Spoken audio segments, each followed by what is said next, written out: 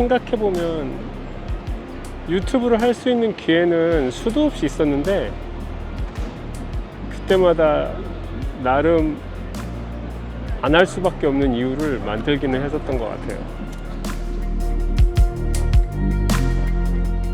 뭐 부끄럽고 창피하고 뭐 이런 핑계는 당연히 디폴트로 있었고, 생각해보면 제일 하찮은 핑계는 그 데일리 브이로그로 되게 유명한 케이시 나이스햏 있잖아요.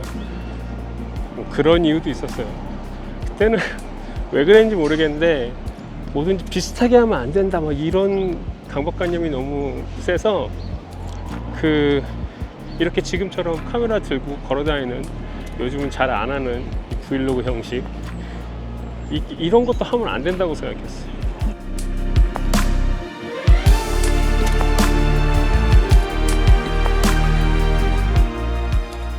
뭐 꼭 그런 기술적인 이유 때문에 케이스를 신경 썼다기보다는 아무래도 케이스가 뉴욕에서 활동한다는 거, 그리고 영화 감독을 꿈꿨던 사람이라는 거, 그리고 심지어는 이 안경 케이스가 레이반 끼잖아요. 물론 저는 안경이고 케이스는 선글라스고, 아마 지금 생각해보면 케이스가 그래서 선글라스에다가 흰 페인트로 커스터마이즈를 한 게 아닐까 그런 생각이 드네요.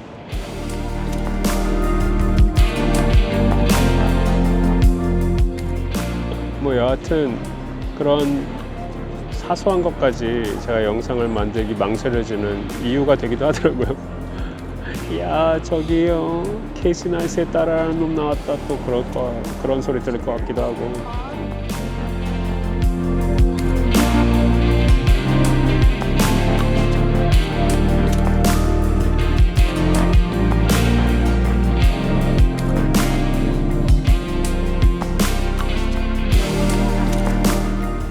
하여간 그렇게 하찮은 핑계부터 팬데믹 직전에 새로 이사가서 만든 스튜디오, 뭐 3년 동안 거의 개점 휴업 상태였다가 결국 지금은 폐업했는데, 진짜 이런 현실적인 문제로 인한 핑계까지 정말 많은 일이 있었네요. 지금 와서 생각하면 뭐 그조차도 진짜 참 좋은 컨텐츠였는데 아쉽긴 하지만, 그 당시엔 정말 뭐 여유가 없고 심각했으니까 뭐 어쩔 수 없었죠. 근데 생각해보면 이게 최근 3, 4년 만의 일은 아닌 것 같아요. 원래 이 고민의 시작은 최소한 10년 전으로 거슬러 올라가야 되겠네요. 장편 작업할 때 그 과정을 찍어가지고 유튜브에 올리자고 농담처럼 얘기한 걸로 시작해서 캠코더 한 대가 항상 촬영 현장에 굴러다녔어요. 그리고 막 아무나 픽업해서 여유 있는 사람이 찍었고, 또 그 이후에 저랑 공동 프로듀서로 함께 했던 데이빗이랑 미국 전역의 영화제를 돌아다니면서, 지금 생각해보면 딱 브이로그 같은 그런 영상을 찍었었는데, 그때 데이빗이 이거 진짜 유튜브에 올려야 된다고 틈만 나면 저를 붙잡고 얘기했었는데, 아마도 제가 그때는 영화제에서 막 큰 성과를 못 얻어서 막 그런 실망감에, 또 그때는 이미 돈이 바닥난 상태여서 크레딧 카드로 겨우겨우 버티던 상황이라 아마 제가 그런 생각을 할 여유조차 없었던 것 같아요. 그렇게 함께 버텨주던 데이빗도 결국 살 길을 찾아서 자기가 평생 살아온 뉴욕을 떠나가지고 좀 몸이 안 좋으시던 아버지가 계신 시애틀 근처로 가버렸고, 저도 10년을 다른 돈 되는 영상 일 하면서 겨우 빚 다 갚고, 또 그 이후에는 제가 말씀드렸던 것처럼 팬데믹 동안 일이 없어서 허우적대면서 뭐 몇 년을 그렇게 날려버리고 나니까 상황이 좋아지면 꼭 다시 돌아오겠다고 다짐을 했었는데, 이 꿈꾸던 영화 일로 뭐 영화일이고 유튜브고 모두 우선순위에 밀리게 되더라고요. 뭐 흔히들 하는 말로 야 정말 이번 생은 끝난 건가? 뭐 물론 뭐 혼자서 나름 이것저것 하고는 있었지만 정신을 바싹 차리고 뭐 다시 제대로 시작할 용기가 안 생겨서 시도는 했지만 계속 실패하고 주저하게 되더라고요. 그렇게 조금씩 팬데믹이 끝나가기 시작할 때쯤에 한 통의 전화가 걸려옵니다.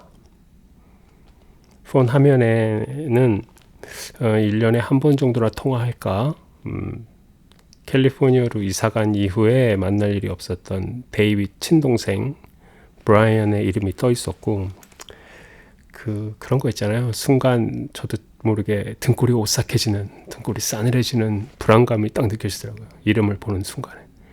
전혀 무슨 그럴 일이 아닌데도 그런 기분이 들면서 하여간 그런 기분을 느끼면서 통화 버튼을 눌렀습니다. 데이빗이 쓰러졌고 지금 중환자실에서 의식이 없는 상태인데 힘든 상황이라면서 자기 형하고 제일 가까운 사람이 나니까 형이 좀 기도해달라고 막 울먹이는 브라이언 목소리에 저도 막 가슴이 무너져 내렸었어요.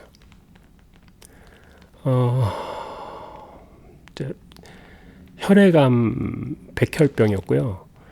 뭐 그때 그 순간에 전화 받는 순간에는 저도 뭐 의학적 지식을 잘 모르면서도 일단은 이제 브라이언을 위로하고 싶은 마음에 뭐 혈액암의 완치율 막 이런 따위를 막 언급해가면서 데이빗은 강한 녀석이니까 꼭 깨어날 거다, 이겨낼 거다 이렇게 말은 했지만 저도 마음 많이 불안했었습니다.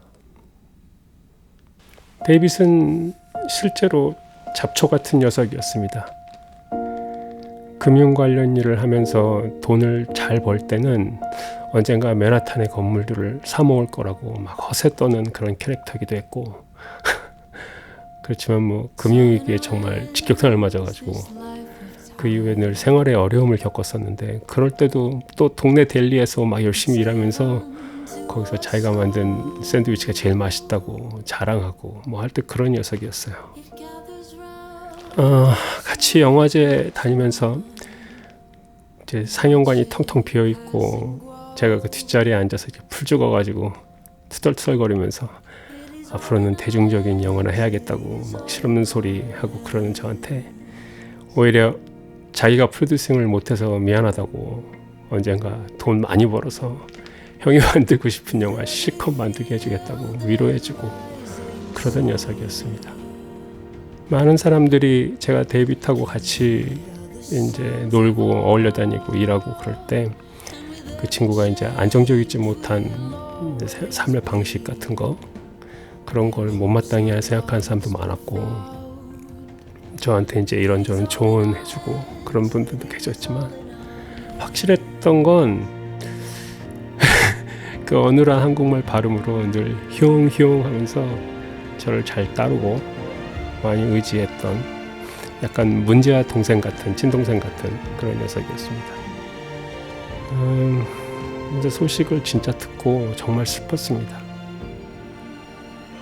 그 녀석이나 저나 이렇게 인생이 이렇게 끝난다면 너무 억울할 것 같았어요.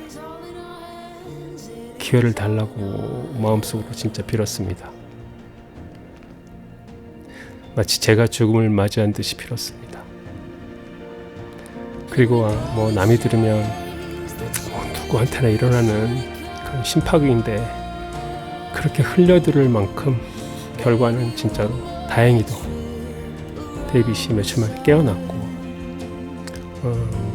몇 달간의 긴 항암 치료도 잘 이겨냈습니다.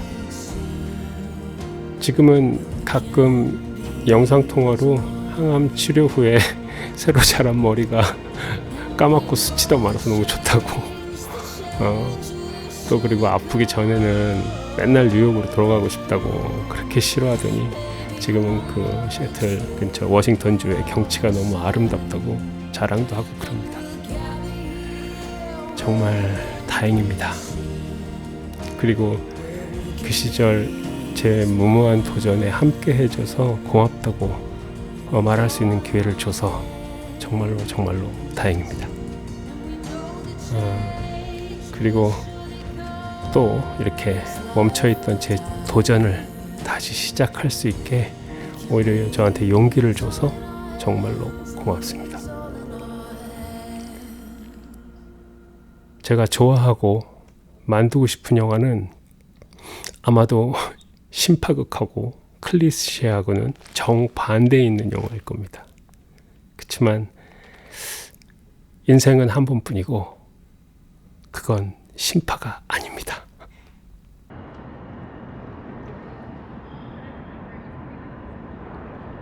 어느덧 2024년 첫날이네요.